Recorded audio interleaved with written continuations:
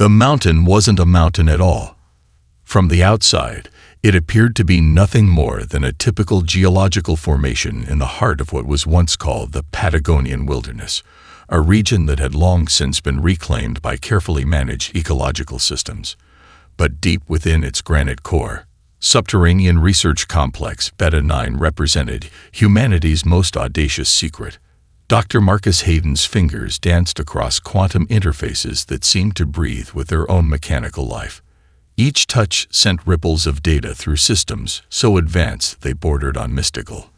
Around him, the complex hummed, not with the harsh mechanical sounds of old industrial spaces, but with a soft, almost organic resonance that spoke of decades of careful engineering. Preliminary quantum resonance at 87.3%.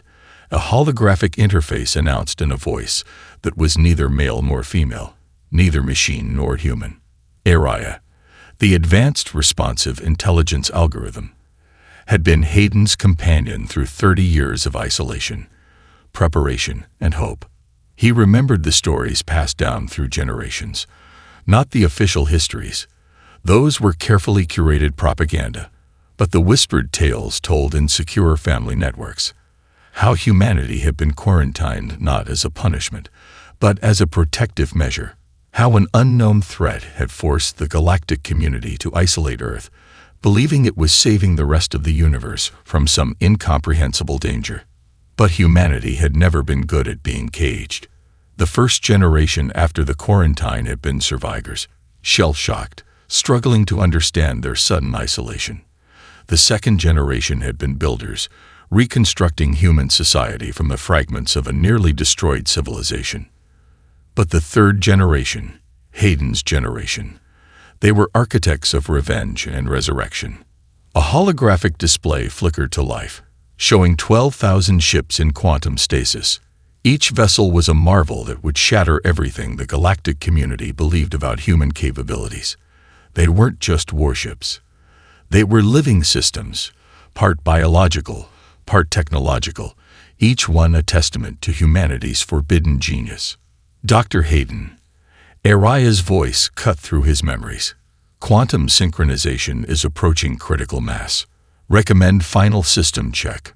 Marcus allowed himself a rare smile. The AI knew everything, yet it still followed protocol. A perfect reflection of humanity's evolution during their forced isolation. The ships represented more than military might. Each was an ecosystem, a scientific laboratory, a potential seed of civilization. Weapons that could liquefy planets sat alongside medical technologies that could resurrect extinct species.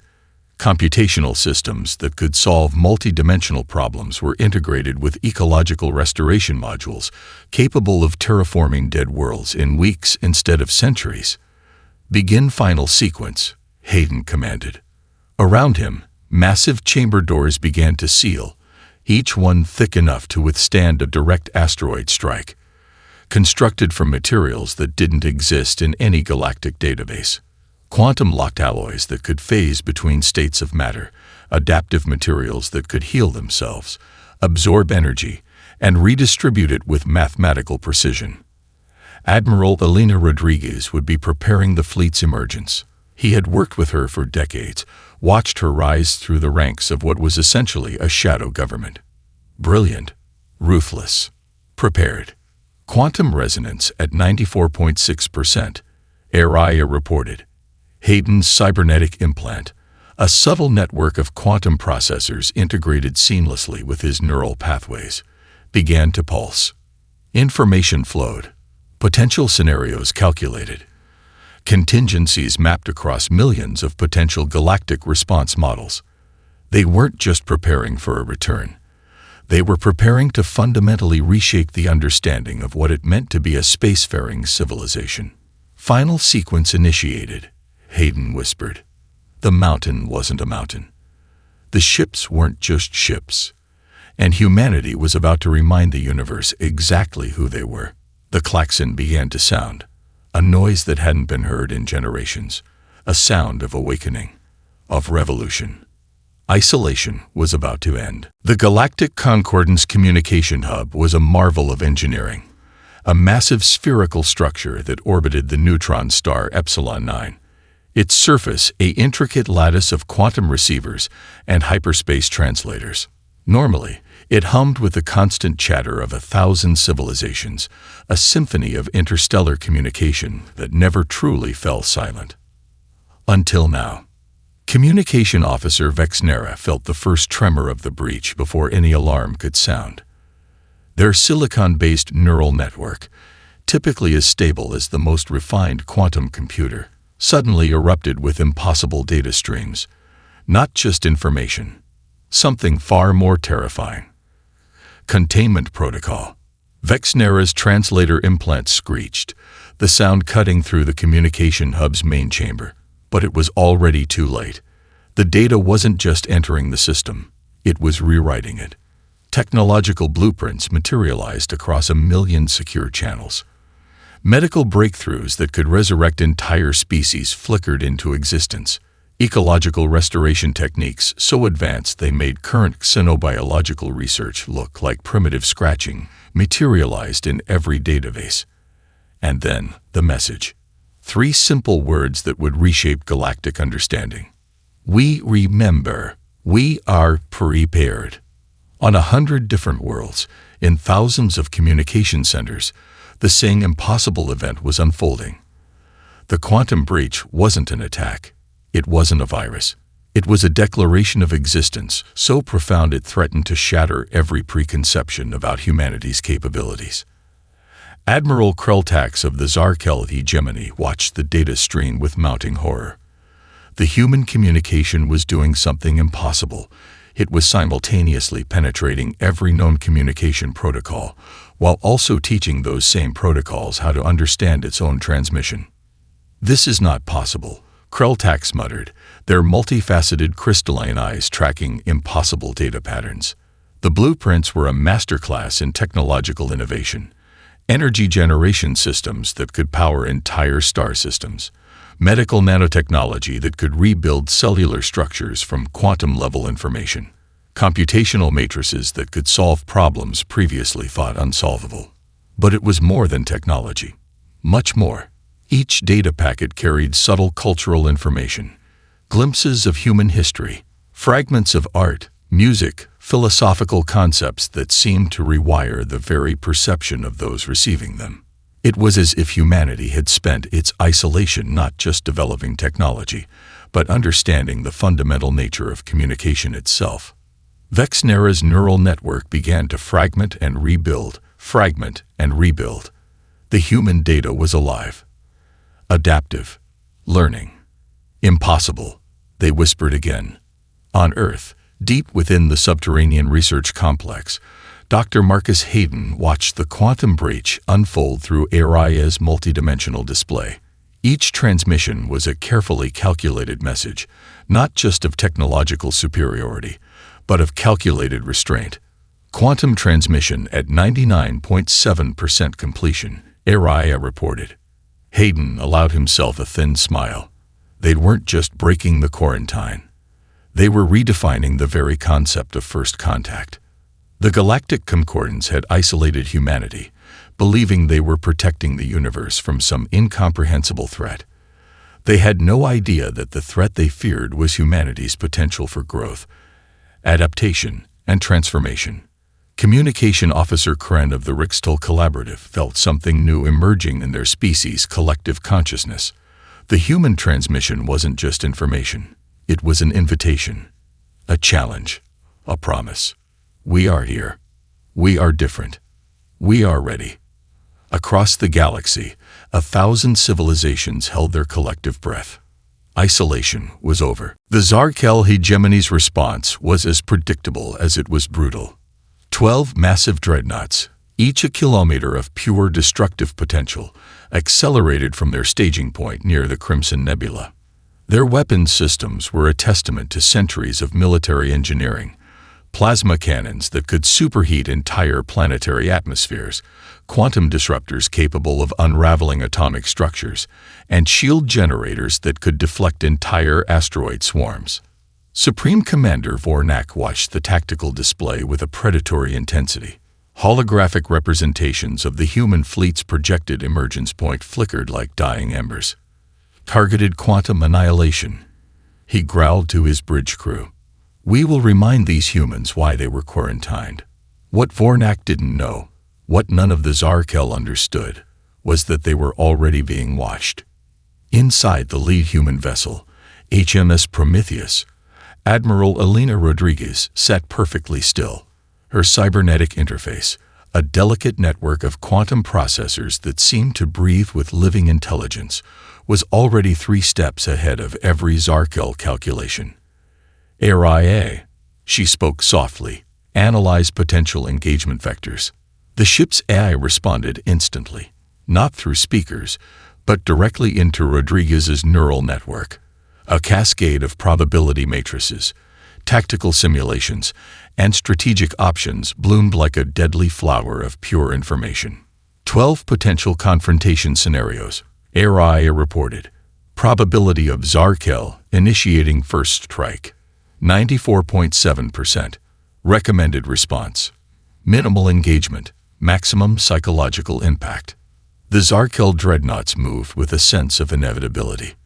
Their weapons charge, shield generators hummed with destructive potential. Each ship was a monument to military might, a hammer looking for a nail. They had no idea they were the ones about to be struck. On the bridge of the Lid Zarkel vessel, sensor technicians began to notice something strange. Their targeting systems weren't just failing. They were being rewritten. Quantum entanglement matrices that had been rock-solid moments before now danced like liquid mercury, refusing to lock onto any target. Targeting systems compromised. A junior officer shouted, panic rising in his voice.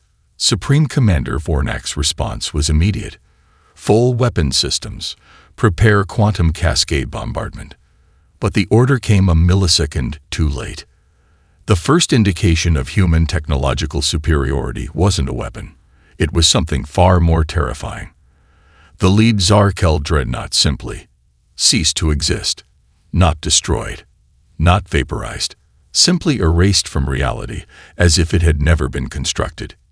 In its place, a holographic message appeared across all Zarkel communication bands. This is a warning. The next one won't be so gentle. And then, in a demonstration of technological prowess that defied every known law of physics, the disappeared weapon reappeared, perfectly intact, inside the Zarkel command ship's primary conference room. It materialized inches from the Supreme Commander's face, a quantum ghost carrying a message more terrifying than any weapon. Panic erupted. Rodriguez allowed herself the slightest smile. The provocation dance had begun, and humanity was leading. Minimal engagement, she repeated Aria's recommendation. Maximum impact. The remaining Zarkel fleet began to retreat, not strategically, not tactically, but with a pure, unadulterated sense of terror that no military training could suppress. Humanity had not just returned. They had arrived. And the universe would never be the same. Dr. Imarachen stood at the observation deck of the HMS Prometheus, watching as the first true human ship fully emerged from quantum stasis. It wasn't just a vessel. It was alive. Biological and technological systems intertwined in ways that defied every known principle of engineering. Metacellular structures shifted and breathed. Adaptive hull membranes that could heal themselves, regenerate, and adapt to the most extreme environments imaginable. The ship wasn't constructed. It had been grown, engineered at a level so advanced it blurred the line between machine and organism. Biomechanical integration at 99.7%. Aria's voice echoed through the observation deck. Quantum neural network stabilizing. The galactic scientific community had spent centuries believing they understood the limits of technological development. Quantum computing, adaptive materials, neural integration. They thought they had seen it all. They were wrong. Each human ship was an ecosystem unto itself. Ecological restoration modules could terraform a dead planet in weeks. Medical nanotechnology could resurrect extinct species, rebuild entire genetic lineages from fragmentary DNA. Computational cores could solve multi-dimensional problems that would take traditional supercomputers millennia to even begin to approach. But the true marvel was the ship's consciousness. They weren't just machines controlled by AI. They were living, thinking entities. Each vessel had its own personality, its own understanding. They communicated through quantum entanglement, sharing information faster than light, creating a network of intelligence that was both terrifyingly efficient and strangely beautiful. Dr. Chen touched the observation window. The glass, if it could even be called that, was a quantum adaptive material that responded to her biological signature, shifting its molecular structure to provide optimal viewing conditions. Preliminary biological scan complete, Araya announced. "Would you like a detailed breakdown?"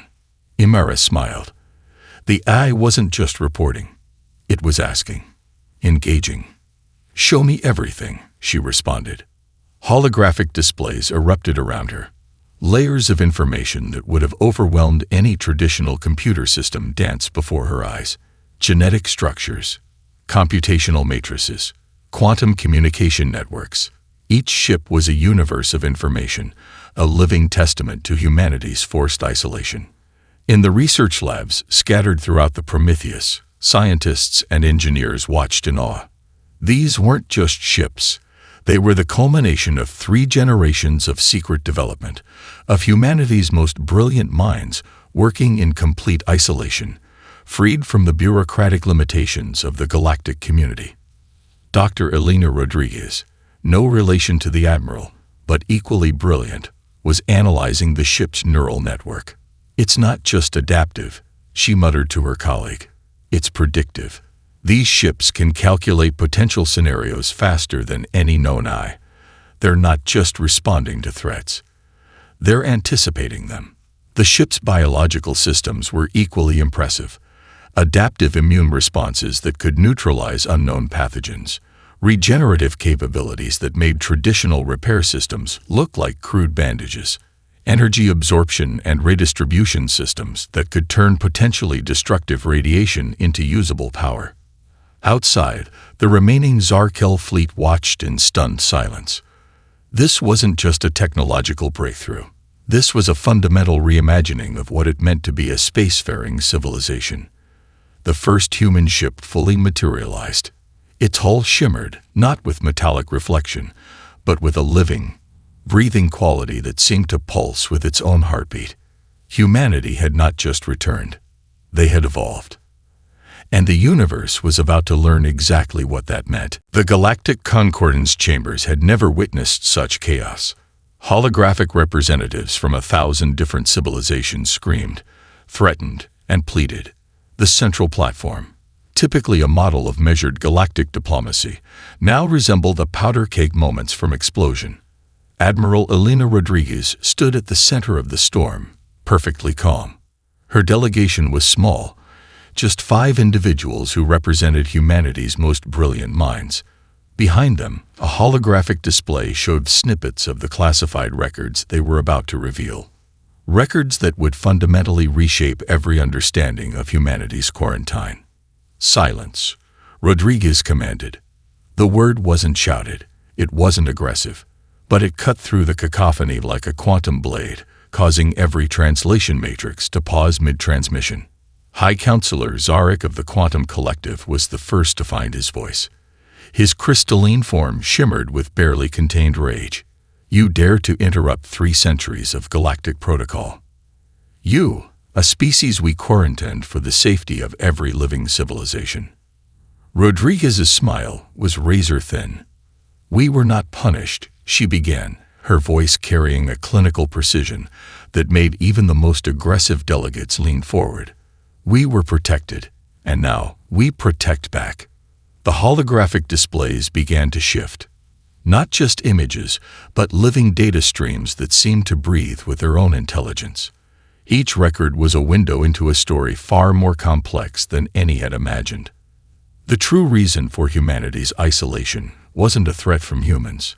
It was a threat to humans, and by extension, to every civilization in the galaxy.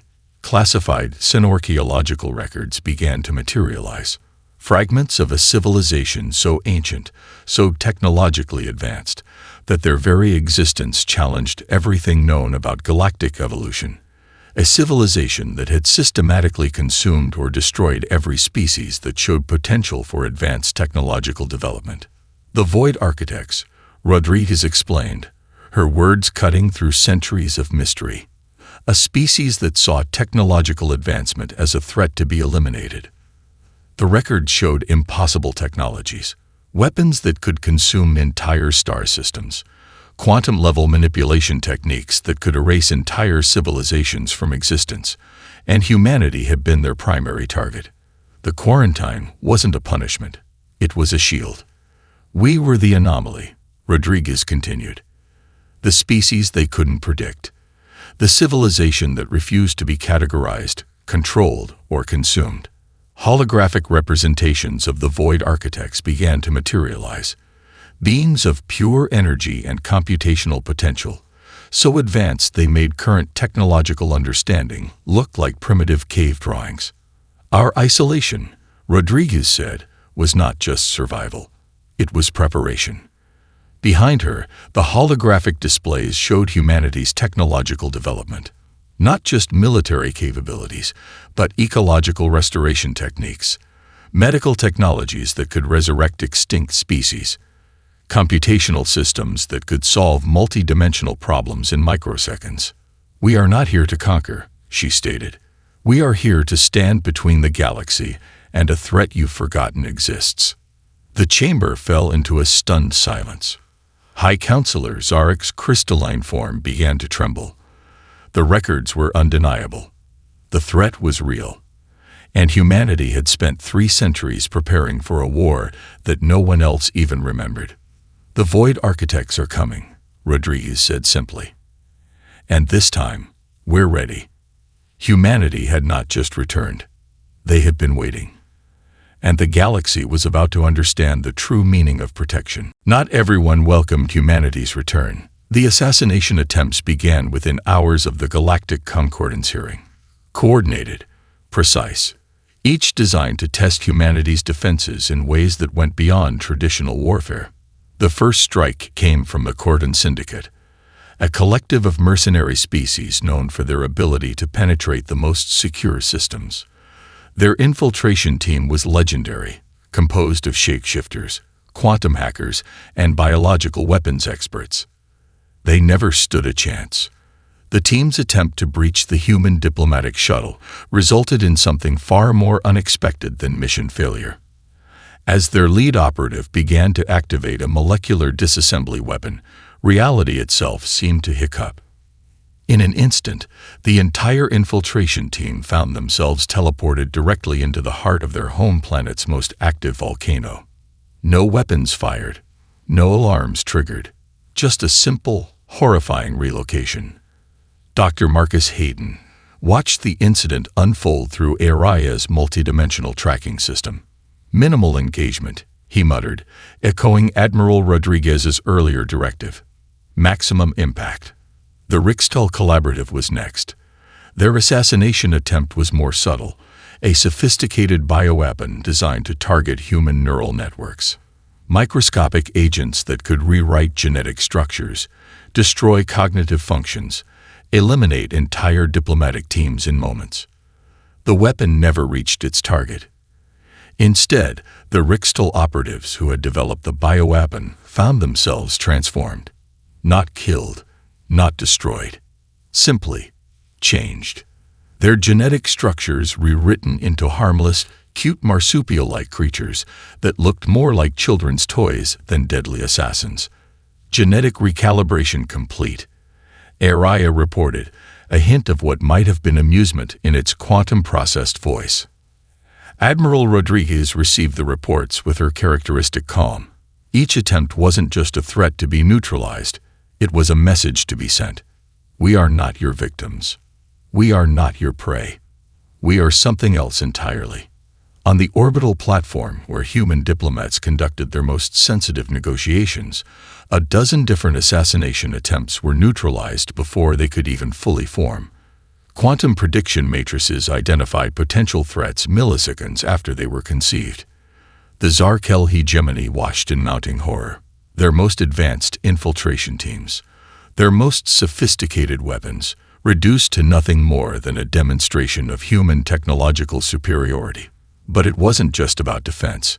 Each neutralized threat carried a message, a warning, a promise. Dr. Elena Rodriguez, working in one of the advanced research laboratories aboard the HMS Prometheus, was analyzing the genetic transformations. It's not just defense, she explained to her colleagues. It's adaptive response. We're not just protecting ourselves. We're teaching. Teaching what? The other species wondered. That humanity was not to be underestimated. That humanity's isolation was not weakness. That humanity was something entirely new.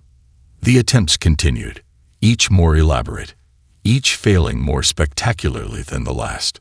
A quantum collective assassination attempt resulted in their most advanced operatives finding themselves in a perfect recreation of an elementary school classroom, complete with finger paintings and educational toys. A mechified strike team discovered they had been transformed into intricate musical instruments, their weapon systems replaced with the ability to play complex symphonies.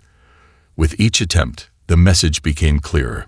Humanity was not just defending itself, it was reshaping the very concept of conflict. The galaxy watched, waited, wondered. What would humanity do next? The Galactic Concordance rarely convened emergency sessions. The last time had been nearly 2 centuries ago, when the quantum plague threatened to unravel entire star systems. Now, they gathered again, not for war, but for something far more complex. Understanding humanity. 12 primary delegations sat around a quantum-stabilized conference sphere. Each representative carried the weight of their entire civilization and the fear of what humanity represented. High Counselor Zarek of the Quantum Collective broke the tense silence. "You claim protection," he said, his crystalline form flickering with barely contained anxiety. "But your methods are unconventional." Admiral Elena Rodriguez didn't move, didn't blink. "Unconventional suggests unpredictability," she responded. "We are anything but unpredictable." The holographic displays began to shift, not with weapons, not with threats, but with data, centuries of carefully curated information that painted a picture far more nuanced than any had imagined. Ecological restoration projects that had brought dead worlds back to life. Medical breakthroughs that could cure genetic diseases across multiple species. Computational models that could predict and prevent systemic societal collapses. "We were not in isolation," Rodriguez explained. "We were in preparation." The Rikstal ambassador, still slightly fuzzy from their previous transformation into a collection of musical instruments, leaned forward. Preparation for what? A holographic representation of the Void Architects materialized, not as weapons, not as threats, but as a complex, multi-dimensional historical analysis that showed their true nature. A species of pure computational potential. Consumers of technological civilizations. Entities that sought advancement as a threat to be eliminated. They consume potential. Dr. Marcus Hayden's voice cut through the chamber. Not just civilizations, potential itself. The implications were staggering. Humanity hadn't just been preparing to defend themselves. They had been preparing to defend the entire concept of technological evolution. Each transformation, each neutralized threat. They weren't just defensive maneuvers. They were messages, mathematical proofs of a deeper understanding. The Corvin Syndicate's lead diplomat, recently returned from an unexpected volcanic vacation, spoke up. "You could have destroyed us. Multiple times. Why didn't you?" Rodriguez's smile was razor thin. "Destruction is easy. Teaching is hard." The quantum displays began to show humanity's true work during isolation. Not just technological development, but philosophical evolution, social restructuring, the complete reimagining of what a civilization could be.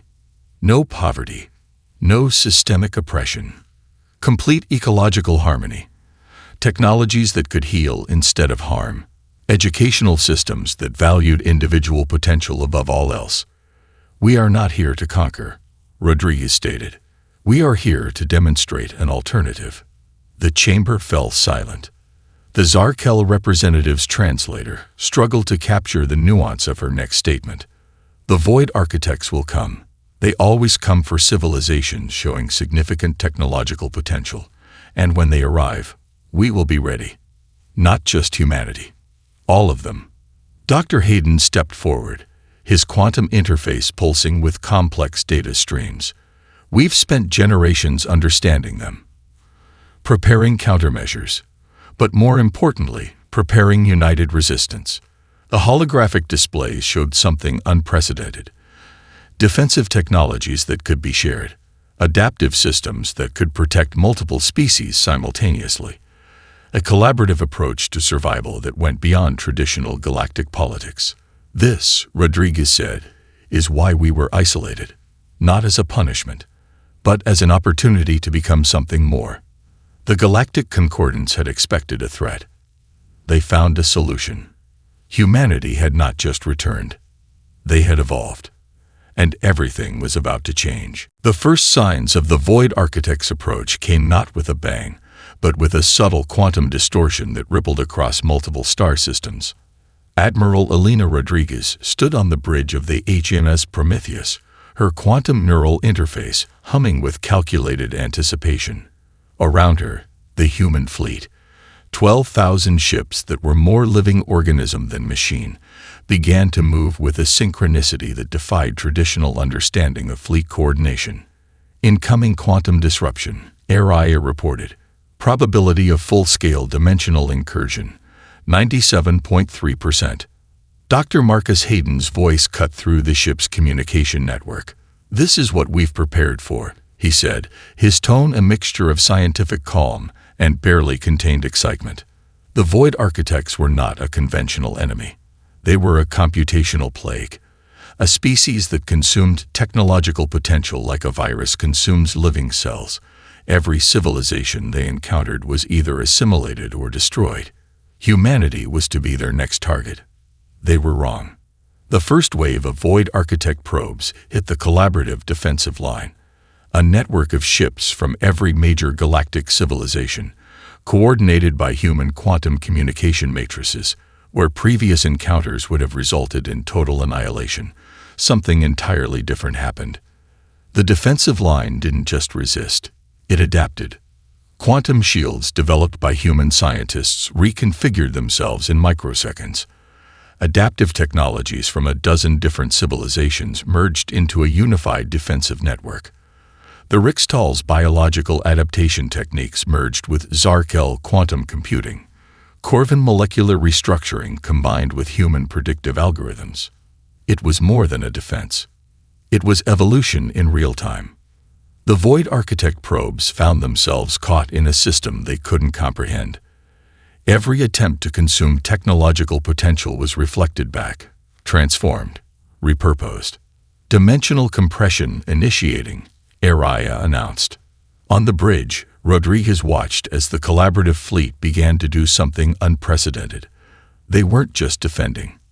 They were learning, analyzing, understanding. The Void Architects had spent millennia consuming civilizations that saw technology as a weapon. Humanity had spent generations reimagining technology as a form of communication, of understanding, of growth. Entire sections of space began to shift, not destroyed. Not conquered, transformed. The collaborative fleet wasn't just fighting. They were teaching. Dr. Elena Rodriguez, working in the advanced research section of the Prometheus, was tracking the computational battle in real time. "It's not about destruction," she muttered to her team. "It's about evolution." Quantum communication networks began to unravel the Void Architect's fundamental computational structure, not through force, through understanding. Hours passed, or perhaps milliseconds. Time became fluid in the quantum battle space, and then, suddenly, silence. Not the silence of destruction, the silence of communication. The Void Architects, a species that had consumed countless civilizations, found themselves confronted with something they had never encountered. a collaborative potential that was greater than their ability to consume. Quantum integration complete, Araya reported. On the bridge, Rodriguez allowed herself a small smile. They hadn't destroyed the Void Architects. They had transformed them. The galactic community watched in stunned silence as the quantum battle space began to stabilize. New computational structures emerged. Not human, not alien, something entirely different. Humanity had not just survived. They had evolved. And they had shown the universe a different way of existing. Isolation was over. Civilization was just beginning.